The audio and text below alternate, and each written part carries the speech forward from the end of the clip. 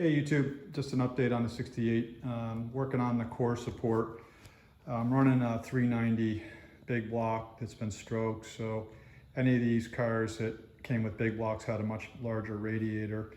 I didn't do a before shot of what the core support looked like, but I cut quite a bit of area out of the original that would be correct for a small block with a smaller radiator, but I need to get the most cooling I can for this car, and opening that up was pretty important. So then the next thing it's also important to do is make sure that the core support seals up well. And you know, I've got okay metalworking skills, certainly not as good as a lot of you guys out there, but just trying to make things tighter around this thing. So right now, I've done a lot of little hole infills on that core support. You know, I've got all the extra holes filled that were here and tuned those up. And on the core support itself, like I've blocked this area out here, I've infilled that piece. I've worked this metal in here to close that gap up. And then I built returns back in here, and similarly over here. And the whole point of that will be, you know, I'm gonna have this core support painted a satin black.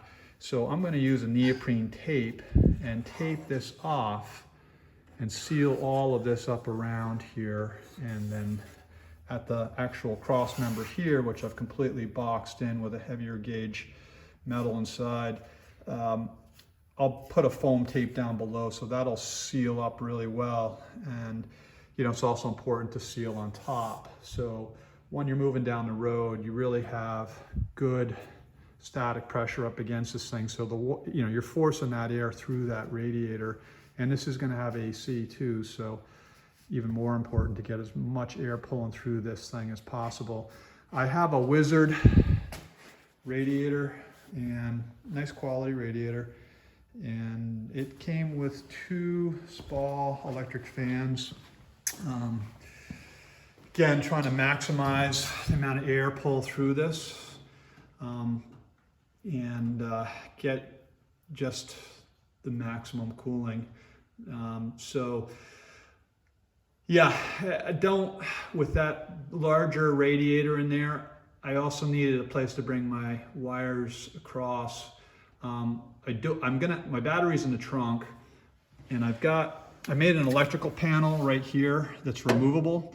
Normally this is vented here, and I filled all that in. There's a cover that goes over this that'll have basically my circuit board right here. So my main battery will come into that. It's got the starter solenoid on it, and also a distribution block for power, and my fan relays will also be mounted here. So bringing my wires across, I've shown this in earlier videos, I built a little cross, basically a bridge down low, and it'll be below the cooling, so it won't inhibit anything as far as airflow. But that basically just made a bridge across, and each end's got a tab on it, and I had to box around the intake, or the lower radiator. And it basically just allows me to put some tie wraps and bring this power across and get it to that distribution point where the main battery feed comes in. So anyway, that's the update. Oh, one other thing is I put some additional metal in at the top to help stiffen this up. It's, again, just a little extra that you can do there.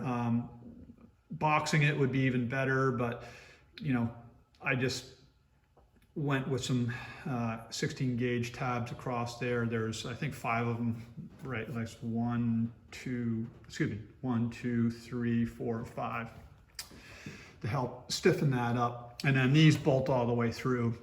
I think I've shown that on an earlier video. Those are little brackets I fabbed up for holding that radiator in place. And similarly, I made some saddles down below.